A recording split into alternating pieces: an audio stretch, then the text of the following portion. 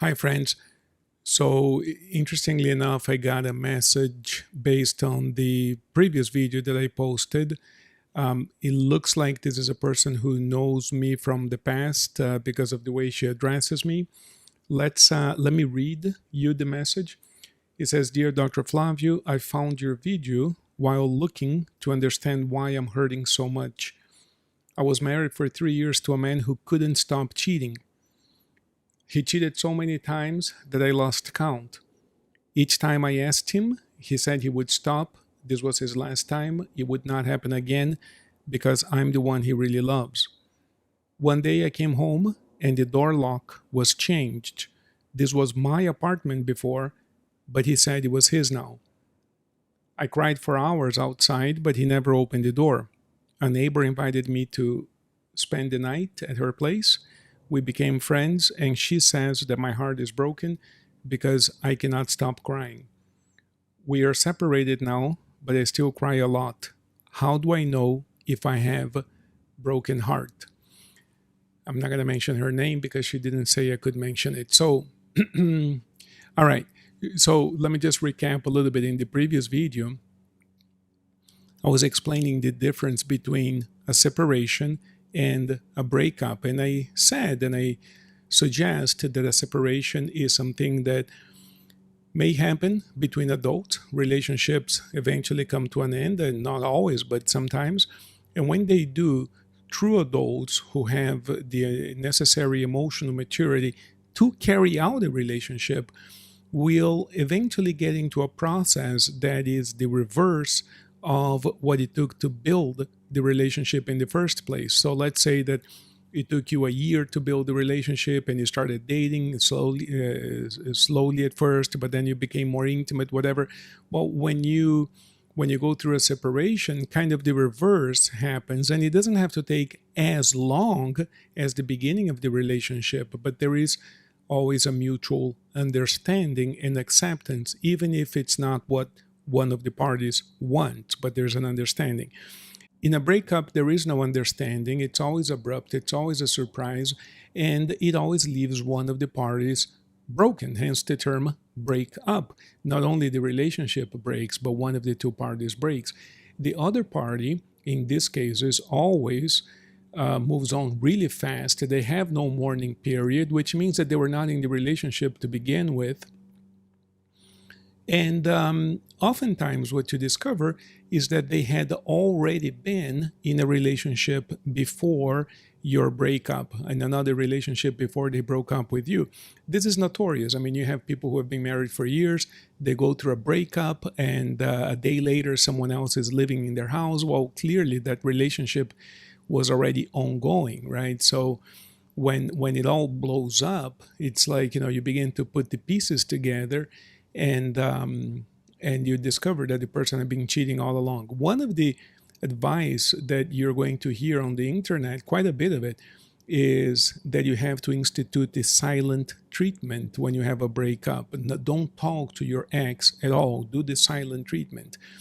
I think that the silent treatment, or people who advocate the silent treatment, are the sorts of people that like breakups. In other words, I don't mean to criticize any other creator, but the silent treatment is an example of the problem that we're discussing here.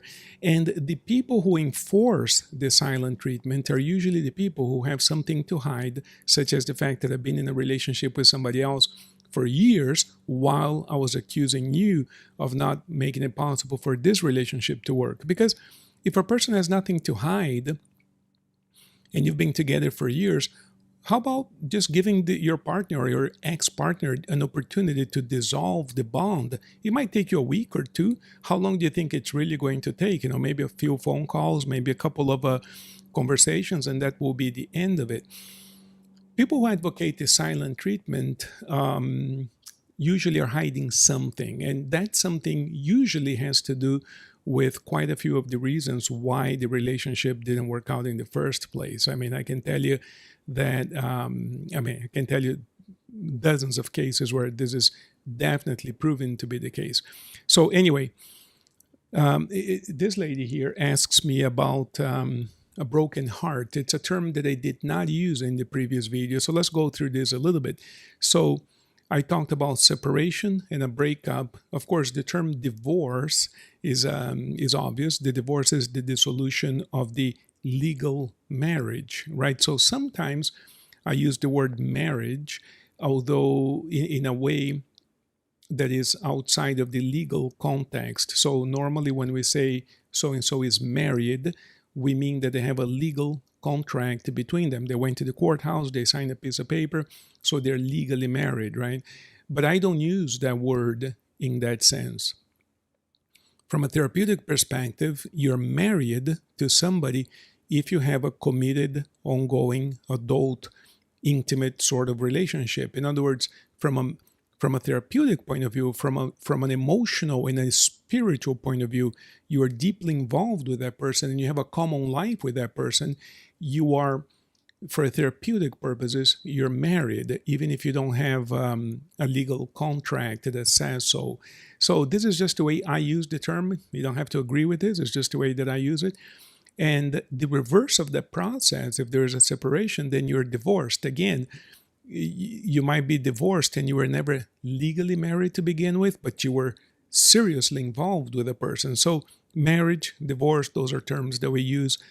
Like I said, normally in the world, they have the connotation of a legality, and but therapeutically, we simply mean the formation of a common life with another adult or the dissolution of the common life. Then we talked about separation, which is a normal process that adults can go through. You dissolve the union, and then you have a breakup, in which case one of the two parties is always left broken, damaged, sick, ill, not well, right? The party that does the breaking up usually enjoys finding out. There's a lot of sadism there. There's a lot of narcissism, because that party typically, they enjoy your pain because to them, notice how weird the mind can be, right? I've been a therapist for 26 years. I have a degree in philosophy, a couple of doctorates. I mean, I can tell you it's a tough one, right? But to these people, your pain is an indication of how good they are. In other words, they take your pain to mean that without them, you cannot go on with your life, meaning that you are the substance that gives them life. In other words, if you really, really, really, really query them, if you really dig deep into this, they actually do believe they are some sort of God, even if they don't believe in God. They do believe they're your source of life. And, guess what? Without me, this person cannot go on. They're broken. They're on the floor. One woman told me, my ex-husband slept on the floor for 3 years. He was devastated.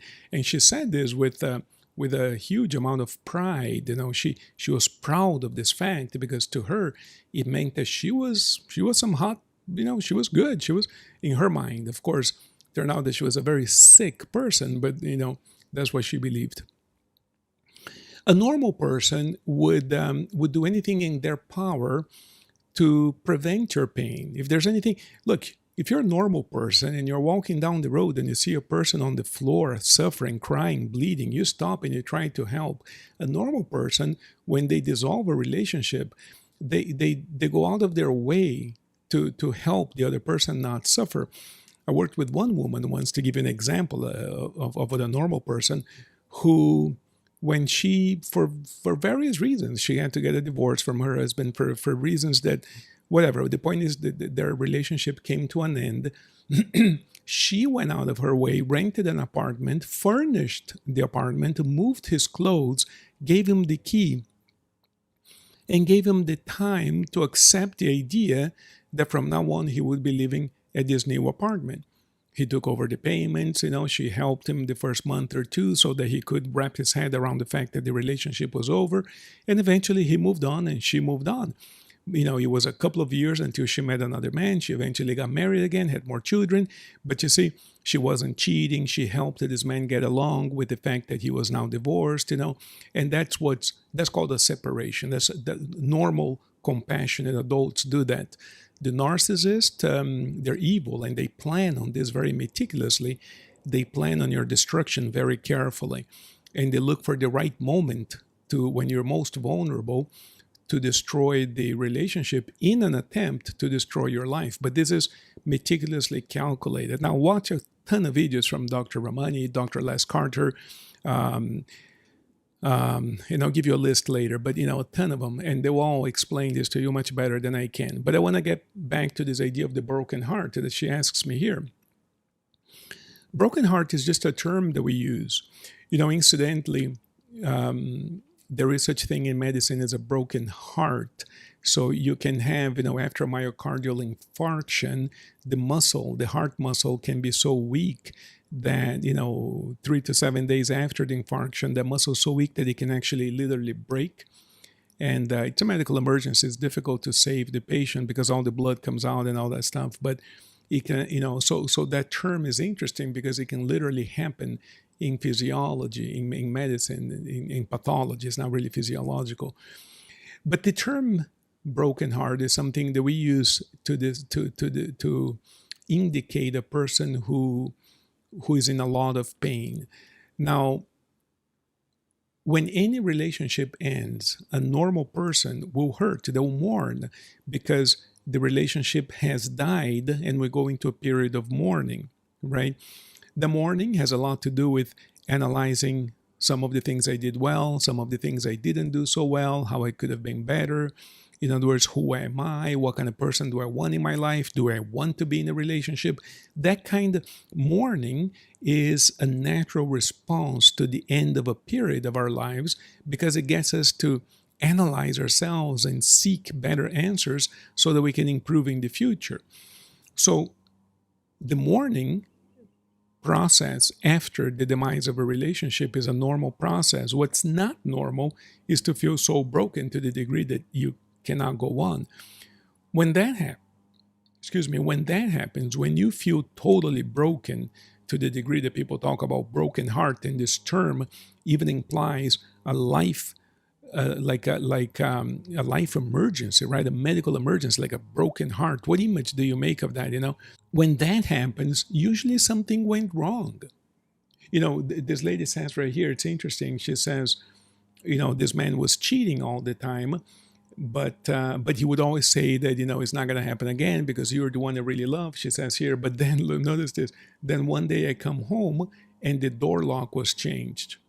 This was my apartment before, so I don't know the details, but I suppose she lived at this apartment. He moved in. It says here that they were married for 3 years. I suppose after a few years, maybe he was making payments on the lease. I don't know. I don't have any more details on this here.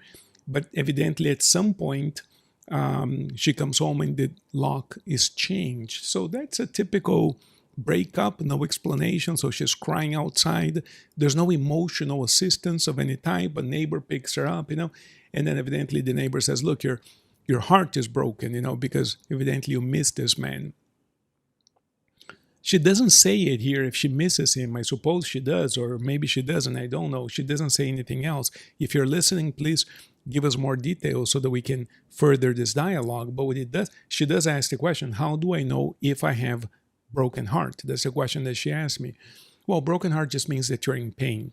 So if you feel that you're in pain, that you cannot go on, that you're crying a lot, it says here, but I still cry a lot. So it sounds like, the proverbial broken heart. But the question is, why does that happen? What I find interesting about this message is that she starts off saying that he couldn't stop cheating. He cheated so much that I lost count.